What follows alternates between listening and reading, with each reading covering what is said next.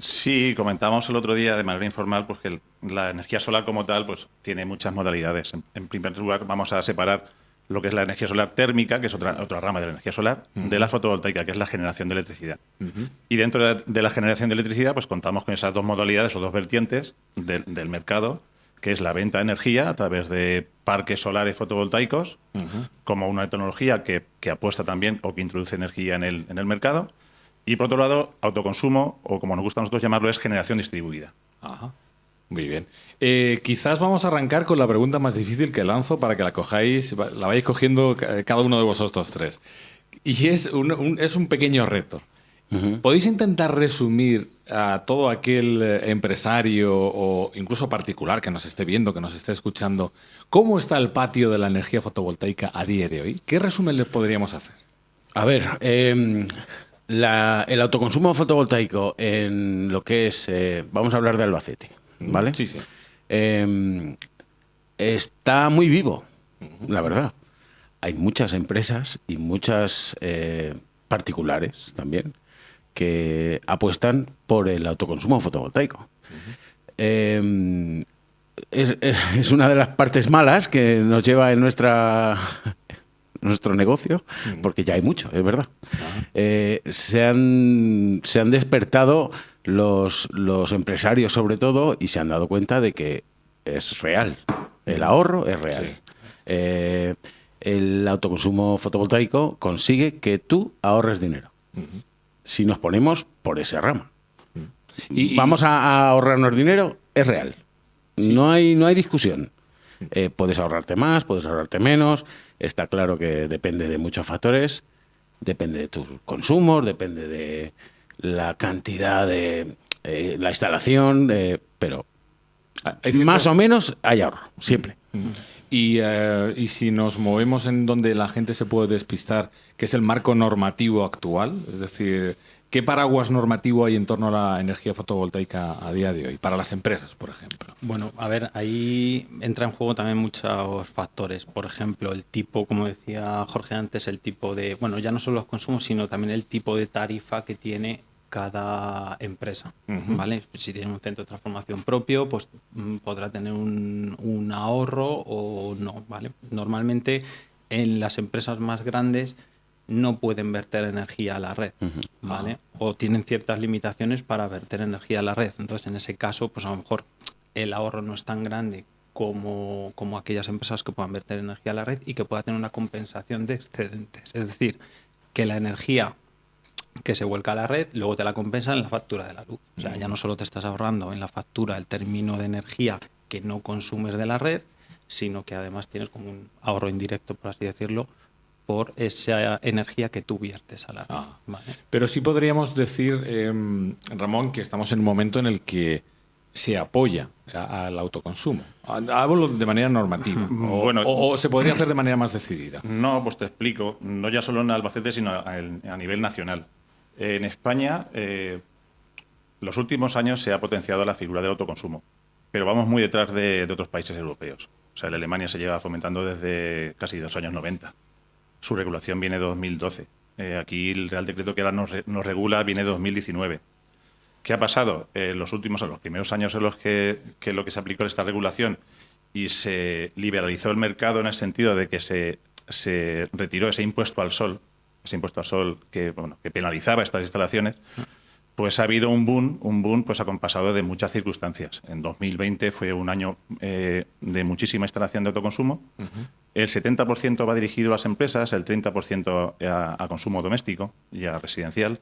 Pero 2020 fue un gran año, 2021 dobló la facturación y la potencia instalada sobre el 2020 y 2022 dobló la potencia instalada sobre el 2021. O sea que va... Sí, te explico, claro, porque se daban varias circunstancias. La energía estaba muy alta. También el tipo de financiación, los tipos de interés también estaban más bajos. Había otras condiciones. Había más posibilidad de financiación para las empresas. Como digo, el precio de la energía muy, muy alto y, bueno, pues varias circunstancias hacían que ese crecimiento haya sido exponencial. Ahora estamos en otro momento, ahora estamos en otra pantalla. No es que se produzca un bajonazo, ¿no? Hay muchas empresas que se están retirando del mercado porque también ha habido una eclosión de empresas nuevas, ¿no? Claro. Aprovechando mucho oportunismo, aprovechando ese tirón del mercado, pero no es que estemos de bajón, sino que el mercado se está estabilizando, está cogiendo una senda de moderación y está permitiendo a empresas serias y firmes pues, que mantengan su actividad.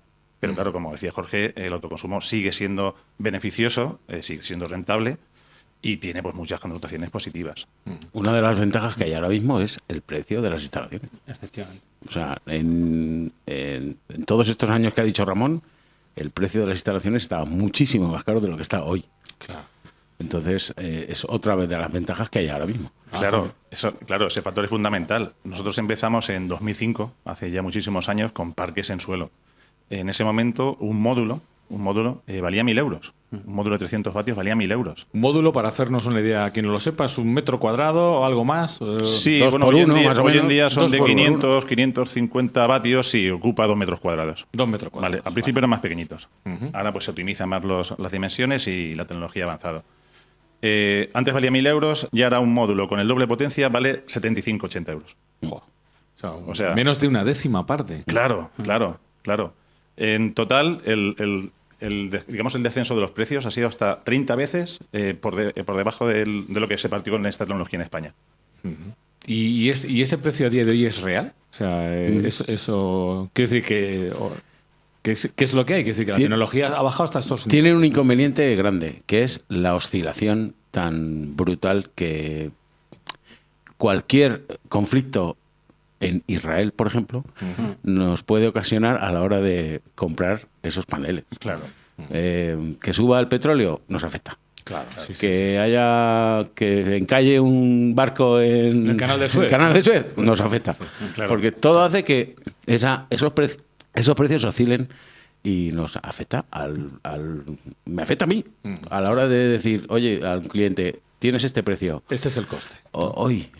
O sea, no te despistes, porque pasado mañana a lo mejor no está. Claro, ese descenso de precios también es porque hoy en día, no nos podemos engañar, el principal componente en precio de una instalación es el módulo fotovoltaico. Todos los módulos, o el 95%, viene de China. Y China tiene hoy en día unas economías de escala brutales. Entonces ellos no pueden parar la producción. Claro. Ellos, si hay un descenso de consumo fotovoltaico en Europa, porque también el consumo energético ha descendido, ellos no pueden parar máquinas. Hay que seguir. Hay que seguir. Baja la demanda en Europa, bajamos el precio. Claro. Pero siguen viniendo. Entonces hay un sobrestock. Exacto. Y eso es lo que hace que baje. Y con este panorama y con esto que hemos así puesto encima de la mesa en estos primeros minutos, habrá quien ya se esté preguntando a estas alturas del podcast. Vale, yo tengo una empresa más o menos grande en Albacete. ¿Qué necesitaría yo para acceder o para empezar a plantearme echar mano de una instalación fotovoltaica? Me refiero a nivel jurídico o incluso a nivel físico. ¿Que debo tener una nave grande? ¿Debo tener un tejado? ¿Qué debo de tener, Julio? Bueno, depende de lo que comentaba anteriormente. Depende de la empresa. Hay empresas más grandes, hay empresas más pequeñas, hay empresas que consumen las 24 horas, hay empresas que consumen solo de día. Bueno, pues hay que valorar muy bien el consumo que tiene, la cubierta que tiene, si es en cubierta, si es en suelo, la disponibilidad que tiene, porque hay veces que hay empresas que tienen un consumo tan alto que no tienen cubierta suficiente para instalar, ¿vale? Entonces, son muchos factores los que hay que tener en cuenta y yo lo principal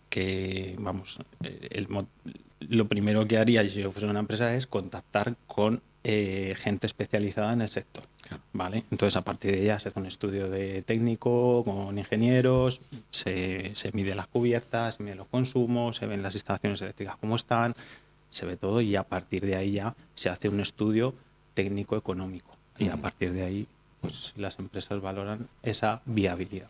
Decía Ramón y apuntaba bien cómo los alemanes, curiosamente, y otros países nos llevaban muchos años de ventaja. Países con mucho menos sol que nosotros. Porque Albacete, que es desde donde estamos hablando, entendemos, por lo menos para los que no entendemos de este sector, que no debe ser mal sitio para todo esto que estamos planteando, ¿no? No, claro. No, es un sitio perfecto. Es una ventaja, ¿no? Es un sitio Idóneo. perfecto, es un idóneo. Eso es un paraíso del sol. Sí, aquí tenemos todo, poca sombra. Sí, con el añadido de que, por ejemplo, en Murcia quizá tengan más sol, llueve menos, ¿no? Pero precisamente por llover menos, esos módulos no se limpian nunca. Esa capa de polvillo que coge el módulo, que coge la instalación, en Albacete tenemos, no es que se llueve frecuente, pero sí suele llover. Entonces, pues esa. Y tampoco es bueno el calor. Es Efectivamente. excesivo. Claro, el tampoco. calor, El calor excesivo no es bueno tampoco. Es que hablamos de radiación, no es lo mismo. Claro. Una cosa es radiación y otra cosa es calor. Radiación, Calor. temperatura, el aire, el viento. Sí, sí.